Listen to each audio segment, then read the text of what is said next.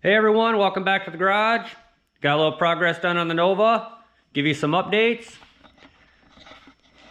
So we got the rear end and everything all put in it. It's looking really good. I like the stance of it now. Got a little bit less gap up there between the quarter panel and the tire, which is nice.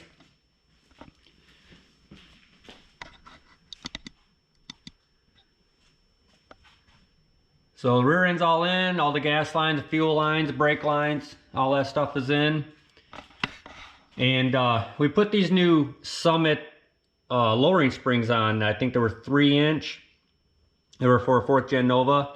So I had a little bit of an issue with my spring pack here. My last ones measured, they were a multi-leaf also, which so were these, but the last ones measured like 1 3/4. These measure 1 1/4. So I actually had to buy a spacer for it. Just bought that from Speedway, and that took up the space that we needed. So that worked out really well. Nice and tight in there now. So it's looking really good. All new bushings and shackles and everything put in it. New U-bolts. Turned out really well.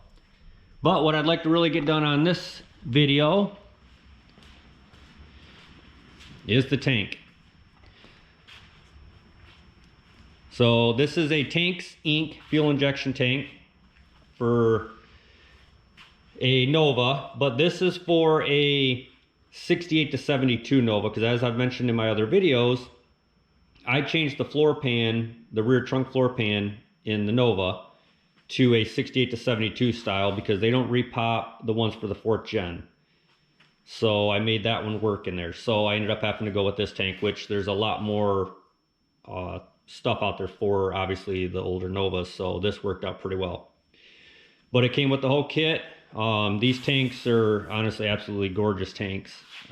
This one's got a little bit of wear on it because I had it mocked up in the car, so it's got a couple little scrapes and scratches on it, but it's a very, very nice tank. Bought the whole kit.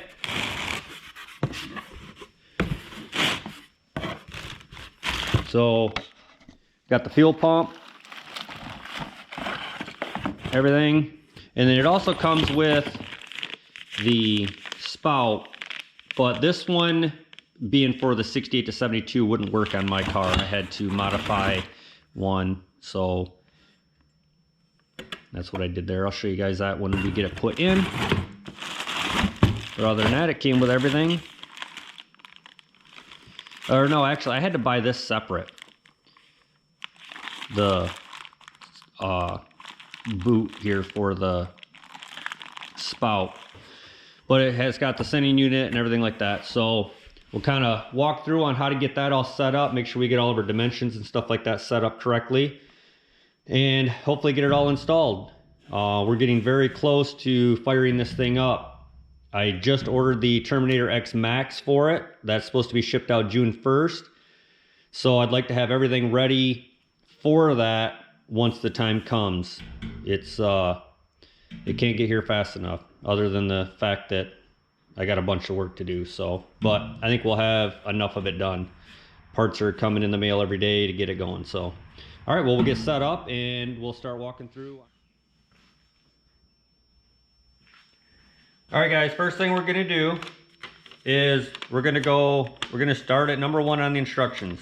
So we're gonna start getting a bunch of these dimensions measured out. That way, as we go, we can just start kind of cranking right along on them. So we'll get that ready. All right, first thing we've got D, S, D here. All these will correspond down here to what we need for stuff. So the first thing we're gonna get is D, which is the depth of the tank. So that's gonna be from the top of this ridge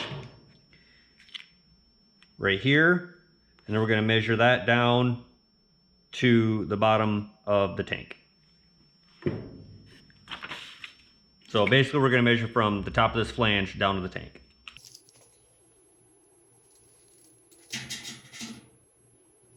So it looks like 6 3/4. So we're gonna write that down.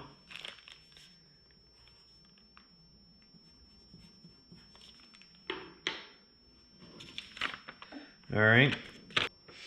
All right, so the next step is going to be is the S equals the D minus P. So the D is going to be our depth that we just measured, 6 3/4, and then we're going to have to measure the P, which is going to be our pump. So that's going to be from the top of the pump down to the sock. So we'll get that put together and we'll get that measurement there. We're measuring to, looks like the top of this to the bottom of this. Looks like we got 4 1/4.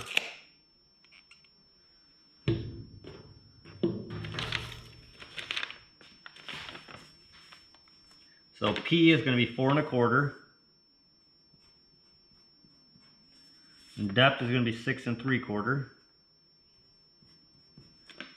So we're looking at 6 3/4 minus 4 1/4. So we're going to subtract the 6 3/4 from the 4 1/4. So if my math is correct, we should be at 2 1/2.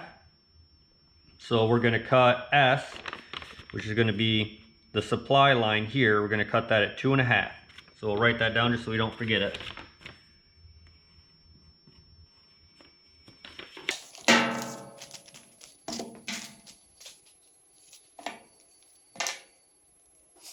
So this is going to be our supply side, return side. So it's going to be our supply tube and our return tube. So this is the one that is saying that we're going to cut at the 2 1/2. So let's just get a rough estimate. So if we cut that at 2 1/2, that's going to put our pump roughly right there. So we'll just do a quick little overall just to see if we're even close before we make cuts, because we can't go back. That puts us right at about the 6 3/4. And then by the time we get our gasket, that'll lay that just above the bottom of the tank, just like we want. Because with this pushed all the way on there, this is right tight to the bottom here. There's no give in it. So 2 1/2.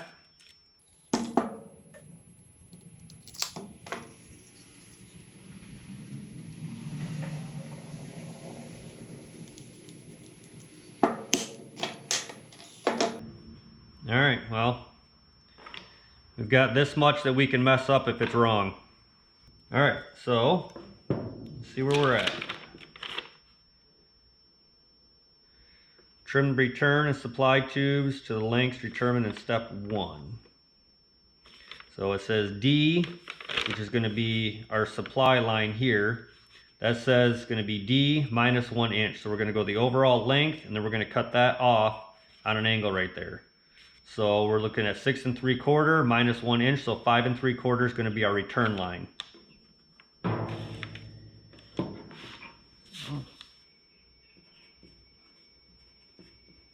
Write that down so we don't forget it.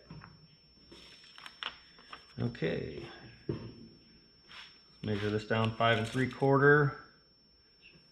And then based on this diagram, we're going to be facing just like this, so we'll cut it on an angle out that way. I'm sure we can turn it, so 5 3/4.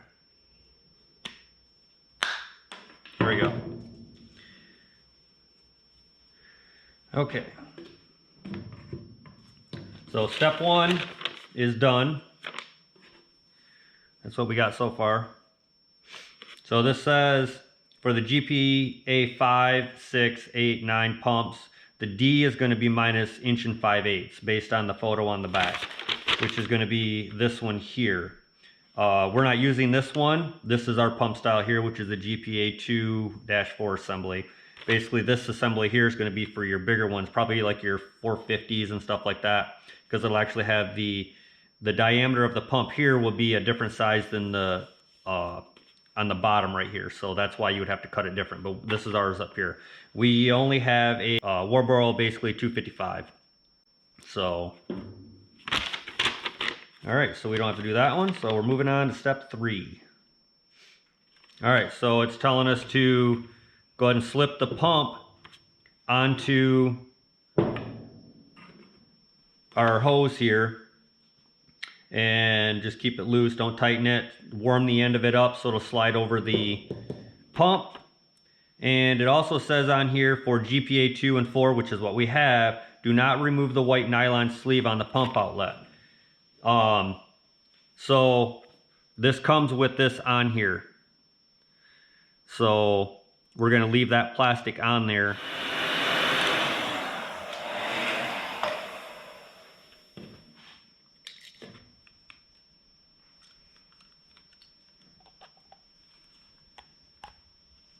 All right, that went on there pretty well. Now we're going to rotate this pump around. It says just so it touches the return line. So that's basically where we're going to go with it. Actually, let's turn it around this way to line up the wires. So just like that right there. So the wires will go right up, and that's where they're going to come out. All right, so it's looking good. What do we got? Number 4, rotate the pump so it nestles up against the line. Tighten the hose clamps and cable tie the pump to the return line with the cable ties. See the reverse side. So basically we're going to be making it look just like that. All right, trim those off. Looking good. All right. So now we're putting our harness in and running our wires up through. Just like that, and we'll tighten these up. That'll seal that. All right, it says use a 9mm wrench. When was the last time you ever used a 9mm wrench? It said leave a little bit of slack in there. All right, and obviously red is going to be your positive and the black is going to be our negative. All right, now it said you should consider installing an access door in the floor above your pump module. No thanks, not cutting a hole in my floor. Okay, it said we should consider using some room temperature vulcanization cream to put around the gasket and the screws to prevent leakage. And looks like it says after we put all the hardware in, to torque everything to a 1/2 foot-pound. So this is going to be basically making this impossible to get back out when we need it. We'll be messing up a gasket. That's fantastic.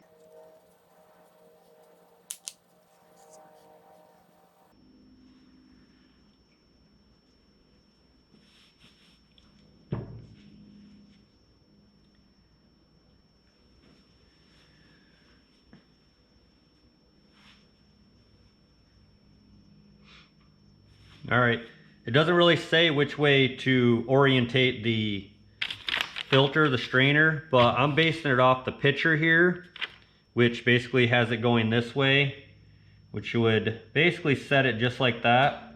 And judging by the room we have in there, I think that'll be just fine.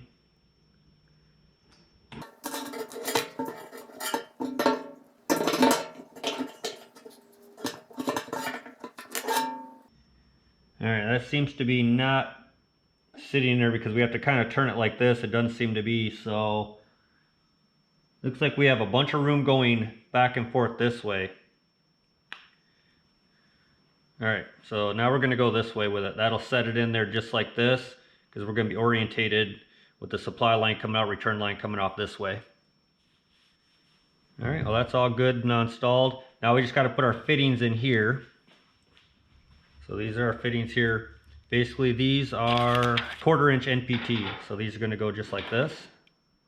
The NPT fittings here, I'm going to be using this stuff here, which is basically a PTFE paste thread sealant. And it's fuel safe, so that way it won't break down. And I prefer using this over, you know, your thread tape. This is a little messier, but it always seems to seal a lot better. And these are -6 fittings, so it's going to go from the 1/4 inch NPT to the -6. All right, the other thing that we got with the kit was this Y fitting for the vents, which is because we have a vent on here and a vent on here. I don't really know why we need 2 vents. This one's actually a little higher than this vent anyway. I'd prefer to just use that vent, but it comes with it. I don't know. I think I might just plug this one off and use this vent. It's, I don't know, this is going to be a little bit more in the way, I think. I don't know. I don't know. Let's use it. I don't know.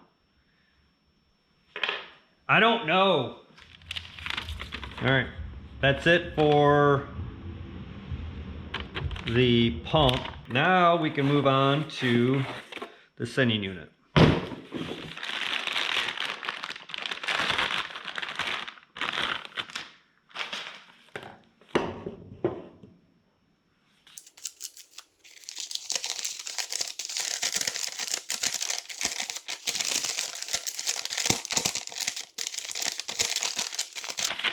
All right, let's fight with this damn thing. It's just paper. Okay. Now we have a bunch of measuring to do. For tank depths of 6 inches to 15.5 inches, it will be necessary to remove the lower mounting bracket. So, from 6.5 to 15, or 6 inches to 15.5, we're at 7. So, we're going to remove this lower bracket here, so you can see it's basically an extension on here, so if it had a longer tank it could go a lot deeper, but because we're only going to need the short one, we're going to go ahead and take this off and then just mount this unit up on this one. All right, we got that bracket taken off. It kind of says, it just says take the bracket off, discard a couple screws, and then it says you're not going to use one screw, so I'm assuming that these are going to go in this spot here. It's not real clear, but based on reading forward on the instructions, I think that this is where it's got to go. So this is telling us right here for our tank depth, we need to measure from the top of that flange to the center of the rheostat here, and then we have to add 1/8 of an inch for the gasket. So I don't know why we just don't measure it with the gasket on there. So we're going to measure that and get that set. All right, so our tank depth is 7 1/8, and with our gasket on here, it's 7 1/4. So we're right where we need to be, which was basically sliding this right down all the way to the bottom. So now we need to set our float level. And then if you have, it also says on here too that if like if you were to use the extension, anything that would stick out at the bottom of here we would need to cut off, but we don't have anything, so it is good. All right, so basically what we're gonna do, we're gonna set the float up in here, and then the height of the float needs to be level with the bottom of the gasket basically. Just slide that out.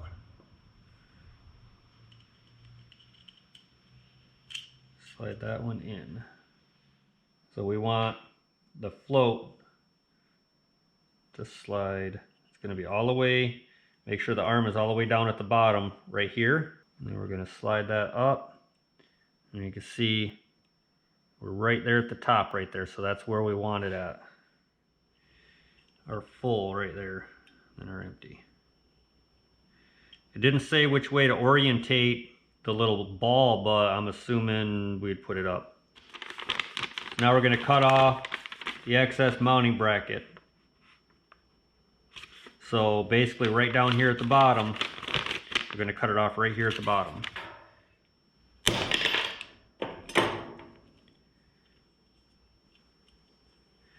Just like that. Doesn't say which way to orientate it. So our baffle for our fuel pump is right here, which obviously we're not going to have the float over this way, so I'm assuming we're going to put the float over this way.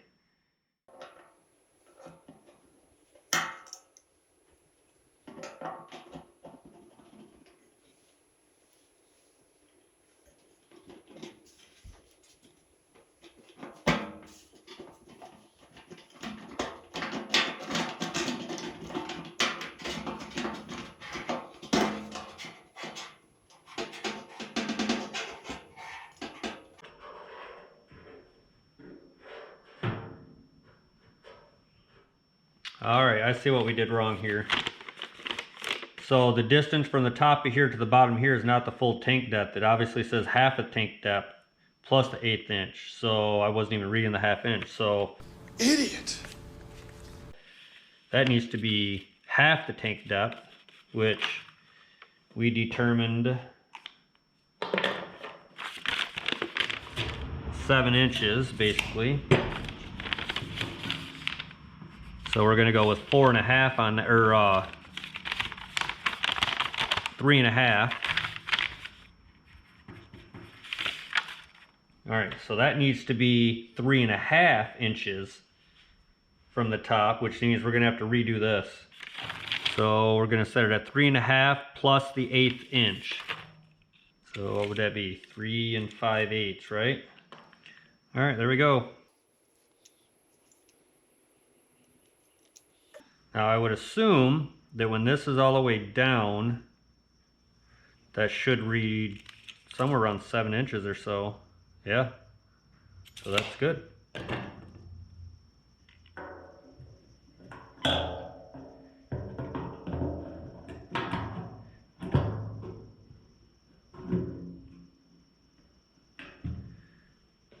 I am not gonna put the silicone on this one. We'll see what happens. I don't think it really needed it on the last one. All right, guys. That turned out pretty good. So I think I'm gonna wait to do the Y fitting to go onto here for the vent. I will, I just wanna make sure we got enough measurement. I don't wanna just cut a bunch of hose. So we'll kind of get it in, we'll kind of mock it up a little bit, see how high or where I'm gonna put the check valve at. And then we'll get these done when we're getting ready to put it in. So the next step, I bought some Deutsch connectors for this. So we'll tie in all this stuff together. So we'll have a nice fitting for that. So, all right guys, we got it all in. Turned out really good.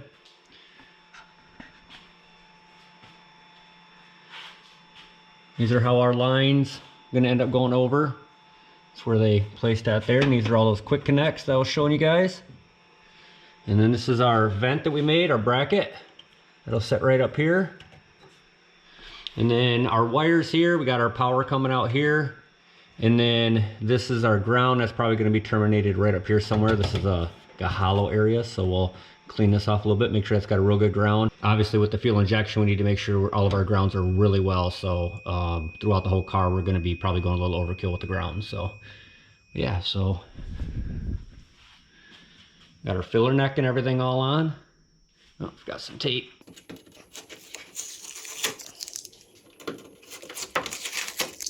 And then this is our wire that came out.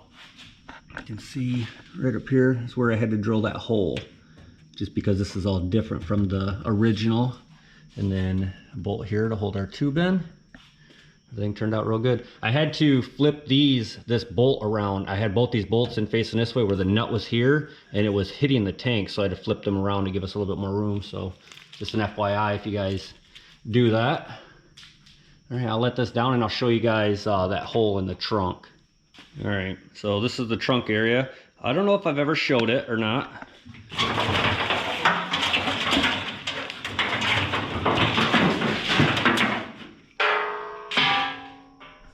So anyway, I don't know if I ever showed this or not. I don't know if I showed it from the top side. So as you can see, this is a AMD and it's a 68 to, says 70 on here, but all of this stuff right in here, that's pretty much all the same. Like this same hump area right here, it's all the same. The difference is on the 4th gens, let's see, if I remember right, I think this came all the way over here and then dipped down right here because this is where the spare tire fender well was. So we actually gained all this much room. But for the most part, all of this area right here all matches up with the trunk drop-offs, the exact same. All of the areas here where it spot welds onto the frame, all the same. Everything up in there. Actually, my trunk, when I bought it, has all of that piece with it when I bought the full floor pan, but I didn't want to use all of my stuff was pretty good, so I just used a couple of bits and pieces of it here and there. And then the biggest part that was different was where it connects to the back here. Like this lip that goes all the way across here extended out. I'm sorry, this lip right here that it extended out that way almost 3 inches or so. So that's where I had to trim to make that fit. And then obviously this whole area here was different you can see right here where the trunk actually came up, and this is where the original hump used to be, and that didn't give me enough room to come all the way up here for how the 4th gen is. So that's why I had to make this little area here. And then this is our sending unit that came out right here. Just had a drill hole right here. This is pretty much the exact same place that the original would have been. It just would have had a hole there. So, but that's where I tied everything all in right there. And then obviously added the trunk latch back to it.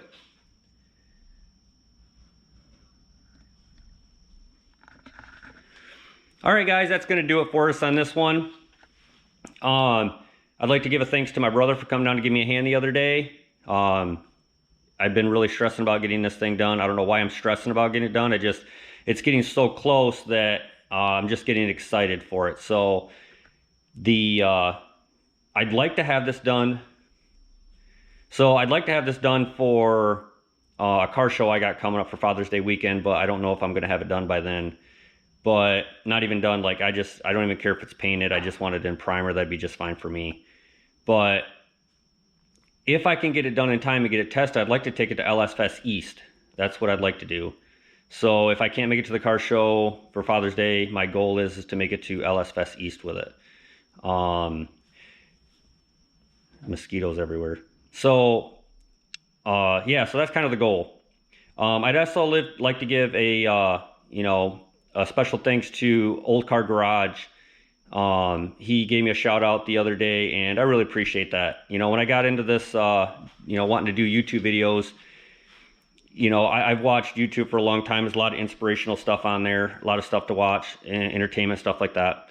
And so many people on there refer to the YouTube community and, how well it is and stuff like that. And I'm just a small channel. Obviously, I'm just starting out. But for somebody to give you a shout out and just kind of help you out, it means the world. That's just showing right there what the YouTube community really is about. So I just want to give a special shout out to him, say I appreciate that. And that's going to do it for us, guys. Make sure you guys come back here next time on Factory Ag Garage. We'll have some more content for you. Take it easy. Later.